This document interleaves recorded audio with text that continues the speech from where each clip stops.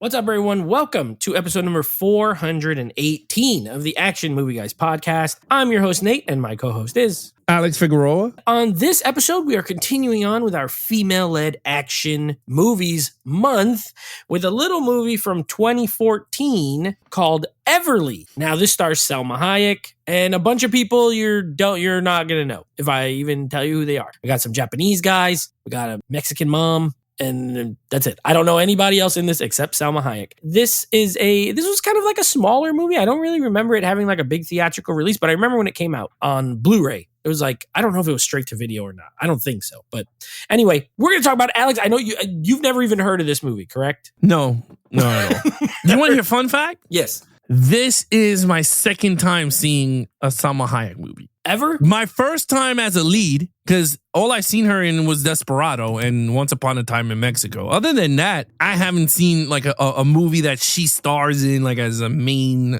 like whatever. Because she does a lot of drama movies and all that. Yeah. Yeah, so like I don't watch none of those things that she does. So. All right. What about Wild Wild West? She was in that. Yeah, but she wasn't the lead. It was like, that was... Will she was Smith the lead woman. Yeah, that's true. Let's see. Let's just take a quick look at her film. I've seen a lot of Salma Hayek movies. Oh, but yeah, well. I've seen them all. No, I'm just kidding. Okay, let's see. Actress. I'm trying to think of what you might have seen. Yeah, you're going to be there. Hitman's Bodyguard. She was in those movies. Yeah, but she's not the lead. I mean, she's the lead female. But she's not the main character. She doesn't lead a lot of movies, though. That's what honest. I'm saying. She's so, like, for me to sit down and go, oh, yeah, I know. Grown Ups. Banditas with she led that with Penelope Cruz. I never even heard of it. After the Sunset with Pierce Brosnan. Well, yeah. Time in Mexico. Traffic. I don't even remember her in Traffic. Wild Wild West. The Faculty. She's a nurse. Yeah, I guess you're right. I mean, I've seen a lot. Like Fools Rush In.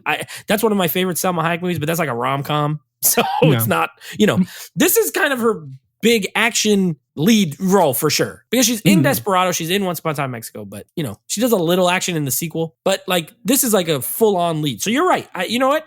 It might be the same. Like first I'm really diving into a Salma Hayek led action film for sure. Yeah. Okay. Let's talk about these Rotten Tomato scores and then let's jump right in, because anytime we do a movie you've never seen, I like to get your thoughts on it. These are not great scores as far as Rotten Tomatoes are concerned. And it has the rare distinction of having the double score, meaning the audiences and critics, same exact score. No difference. 29% for both audiences and critics. I'm going to be honest with you. I think a 29 from audiences is weird, personally. And that does not mean it's great. I'm just saying this type of movie, I would think more than 29% of audiences like this, but that's just me. What do you think about the number? Personally, I might be there. Like I'm not shocked at all, but I do agree with you. Like this movie should have been in the 30s. Like 29 is really like this super duper bad. For me, this could be 35 to 45 range. I will say that in that range. That's not saying what I would think of the movie. I'm just saying in terms of this type of movie, I would have soared between those numbers. But 29 is really far better. Yeah, it's very low. I was surprised when I went to look at it. I was like, okay, I'm never surprised when the critics give like action movies like lower scores. But audience, I was like, okay, there got to be some dads out there that were, like really into this movie, but guess not. All right, let's talk about it, because I have seen this movie before years ago. I want to say when it first came out, so maybe like 10 years ago. All right, so let's start with our lead character. This is, of course, Everly, who's played by Salma Hayek. What did you think? Okay, I'm going to be really honest with you, Nate. Now I understand why she does not lead a lot of movies. She, as an actress, personally, I think she's gorgeous. Let's get that out the way. I think she's gorgeous, attractive. Acting-wise, it was hard for me to sit down and watch. Again, I know she's an Oscar award winner. She was nominated for Frida. Yeah, so I'm not gonna say like I'm not a whatever, but for this type of movie, it was really hard for me to engage with the character because she would just started to talk, and I was just like, her Mexican accent is really thick. So when she talks, is like I don't know what type of character she is. Is she Mexican? Like, you know what I mean? Like I don't know what she is in the movie. English, British, whatever. So I was just like, okay. The character itself, I enjoyed. I liked a lot. She got captured. She was raped, whatever you want to call it, in this movie. Very weird movie, to be really honest with you. It's a very freaking weird movie. Very independent. Another independent type of film. Remind me of Smoking Aces, like those type of weird movies. Oh yeah, the pulpy sort of action movie. Yeah, for sure. like those comedy, even comedy too, like Seven Losers or whatever the hell we did with the DC movie. With Chris Evans The Losers. and The Losers. Yeah, The Losers. Remind me of that type of films. So like with this movie, Salma Hayek, she's really good in the action.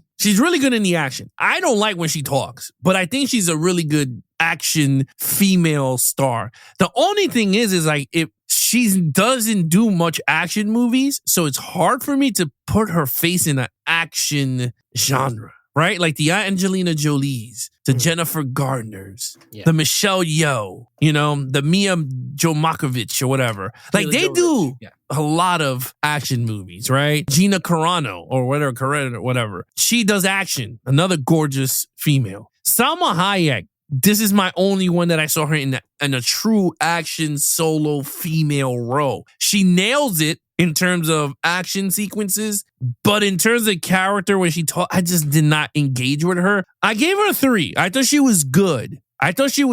The first shot for you horny dudes out there is her butt naked, but they don't show much. Like, no. and I was, to be honest with you, Nate, I was kind of happy with that. Yeah. Like I thought when they showed her ass, I was like, oh, please don't go full frontal because then everyone, that's the selling point for a lot of dudes. Right. And when they did it and she puts on her stuff really quick, I was like, all right, thank God. Because I was just like, I told my wife that. I was like, oh man, Salma Hayek was like ass out 2 minutes into the movie. She was like, did she show her boobs? I was like, no. And I was just like, geez.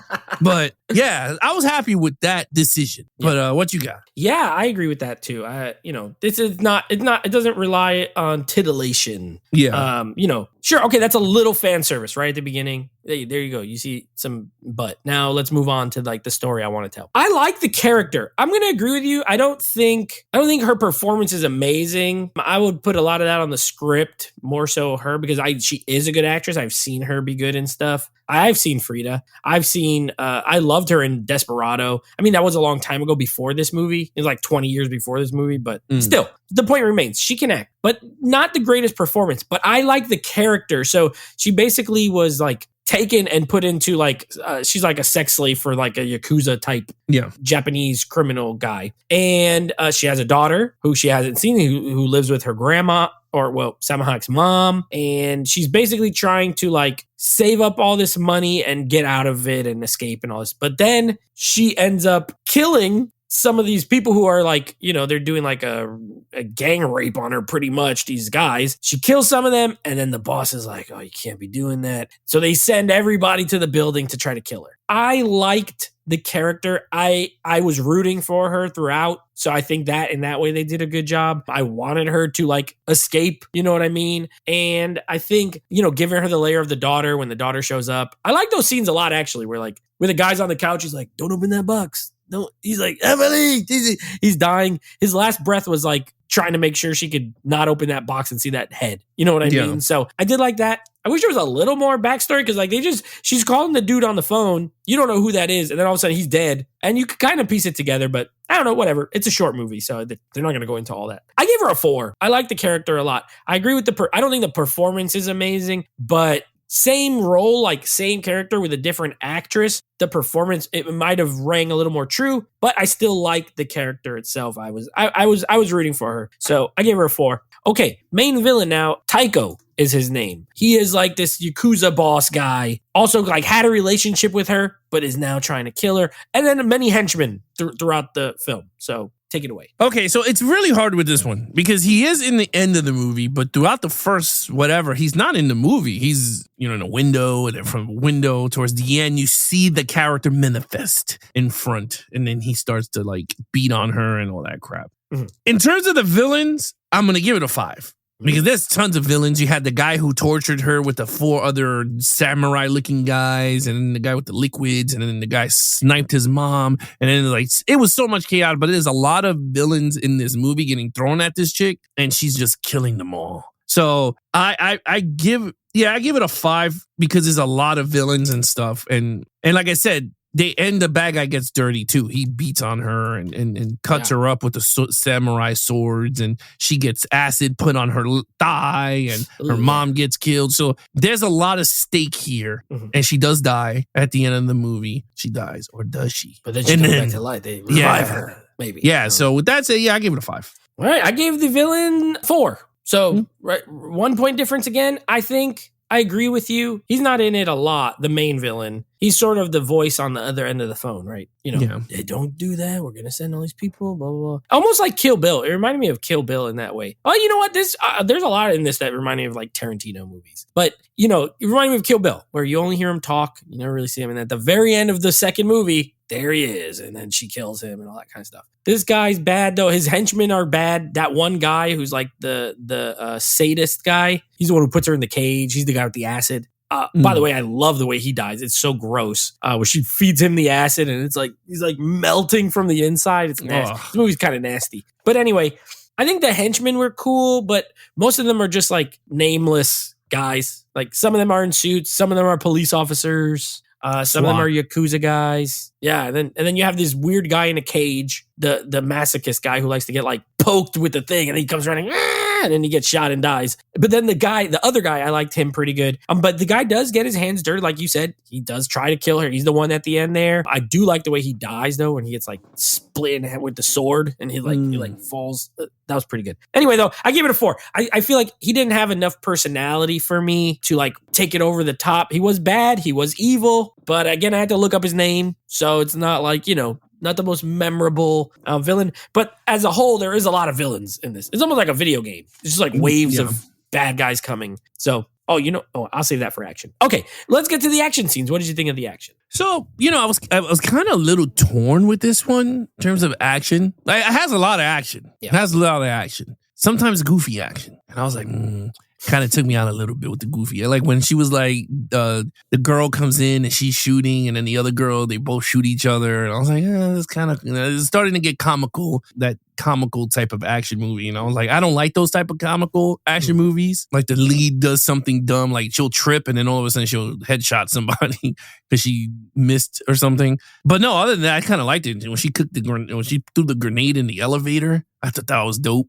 When she shot the guy with the shotgun and blew him into the elevator, and then she threw the grenade in there. The grenade, that was the part I was gonna say. I love that part. Yeah, it was awesome. That was a dope scene. Again, there was a lot of not memorable, like whatever, like it's gonna change history in fucking film, but I liked it for what it was in terms of the action. It was a lot bloody and gory. I liked the scene with the mom when she's telling the mom how to get into the building. I thought that was really funny because she could see through the screen. I liked the dude that was shot on the chair. I thought he was funny. Yeah, he was like helping her. I thought that was funny. Action sequences, it's kind of funny because while it has a lot of stuff, it's very gory and stuff. Not as much like me remembering a lot of it, like going, this scene is dope. This, like I said, the grenade thing was really dope. The guy with the acid drops and stuff, the torture, I thought that was a really cool, weird scene. The guy that was in the damn Iron Maiden thing and screams and she's shooting him and he's still not dead. I thought that was really cool. The ending scenes with her and that guy, the main villain, I thought, while it was really good because you wanted her to get her revenge, which she does, right? She does it really dirty. And I thought that was really cool. But my favorite scene, I'm going to be honest with you, is when she snipes the mom.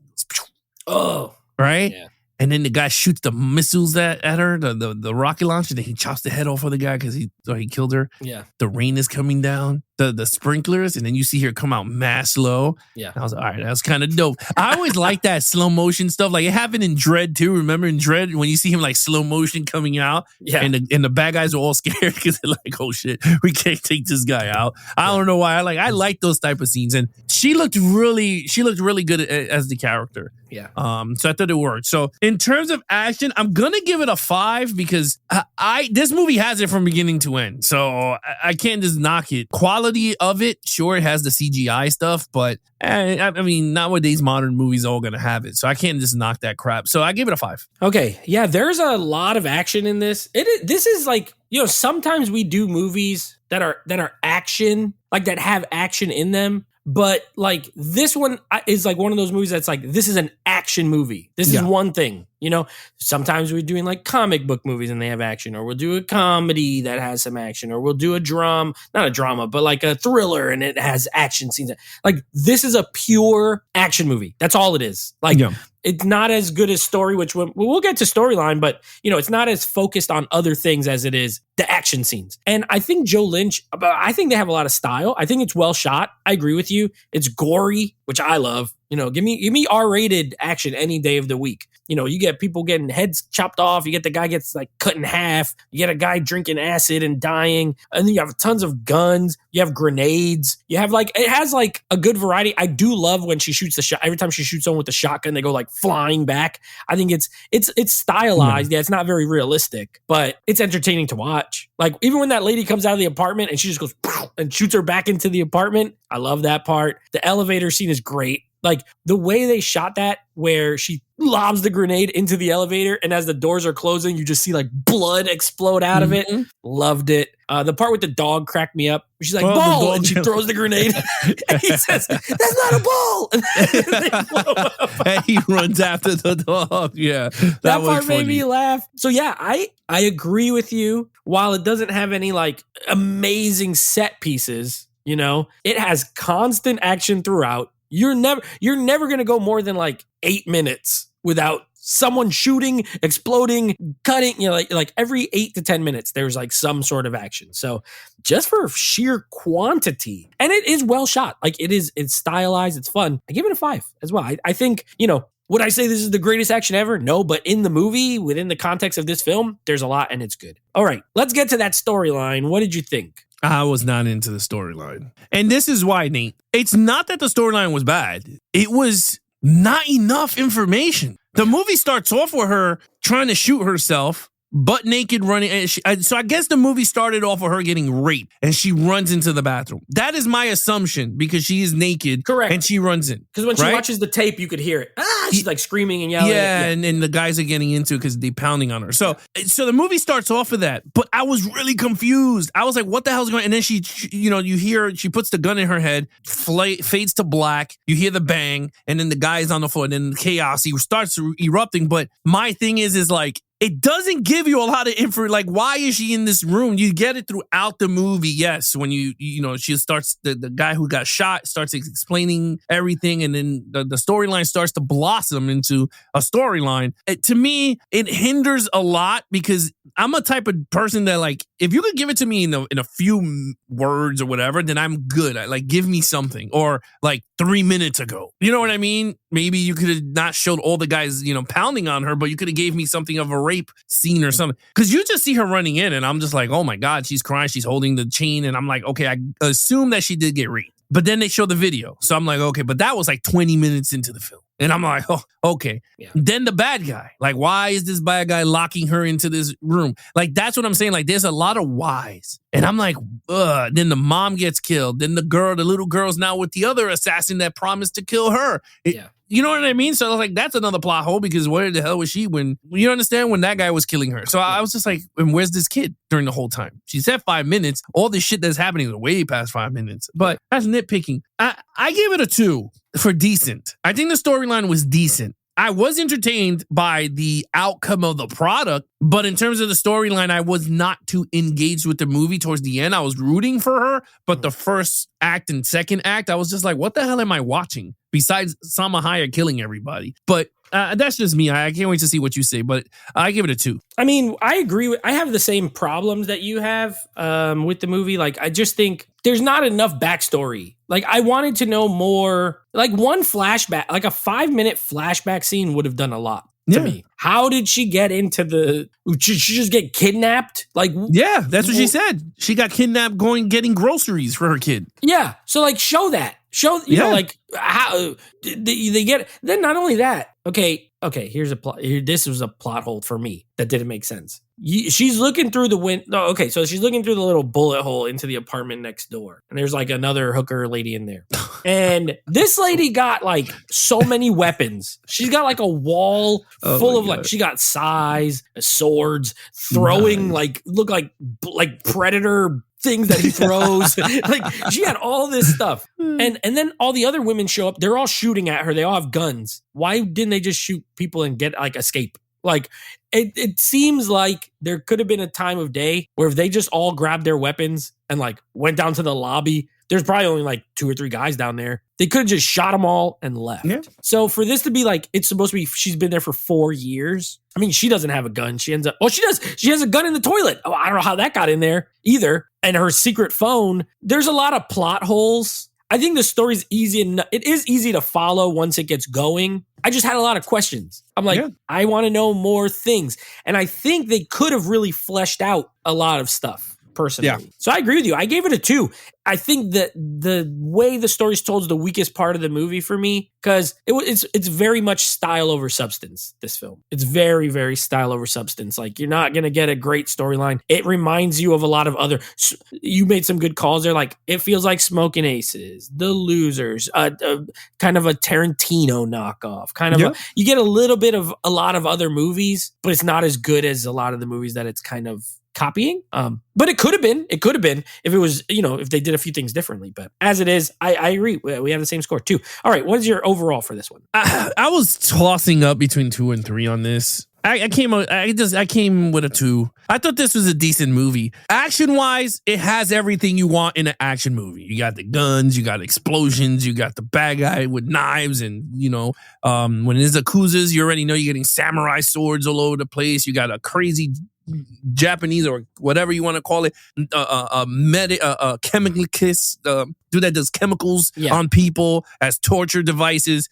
You have all that stuff. You got Salma Hayek, and that's my thing. Salma Hayek is beautiful. I know she's an Oscar award-winning nominee and all this shit. I don't think she's an action star for this type of movie. Now, if you would have put her in a movie like Peppermint with Jennifer Garner, where it's more serious role type of movie, I could see Salma Hayek doing a great job in Peppermint than a movie like this, because Peppermint was more acting. Like Jennifer Garner, I mean, I think we're going to be doing that soon, Peppermint or something like that in like volume 5 or 10 or something of the female months. But, you have Peppermint, you got Salt. That's another movie that I could see Salma Hayek do, Salt. Another movie that's more drama with mix of action, I think she would excel at. Movies that are stylized like this, Mia Jomakovich or whatever her name is from Resident Evil. I think she would have been a great actress with this movie. I think she would have been. I think she would have been my number 1 choice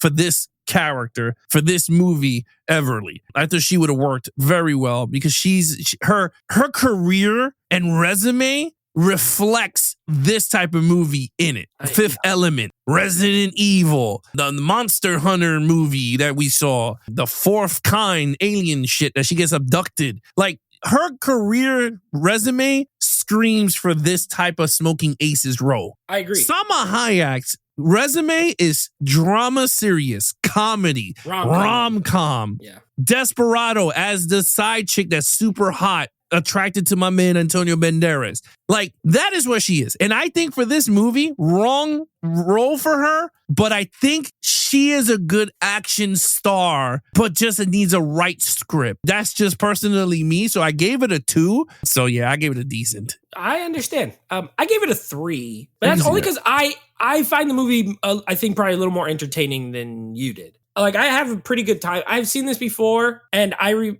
obviously I own it, which means I liked it enough to buy it at the time. I've had this movie for a long time. So, like, when I was making the list, what I do is I pick a topic, I'll look through my collection, or I'll Google stuff like, and I was like, Everly, let's do female, because this is Salma Hayek. I agree with you 1,000,000%. I think Mila Jovovich would have been a way better casting choice for this movie. There's probably a few other women I could think of that I think might have Gina Carano would have been good too. Gina Carano would be cool. Miscast. Tried her best though. She not give an awful performance, but miscast. But the film itself, I find entertaining. I like the stuff. Like I said, I like the character. I like the kills. I like the violence.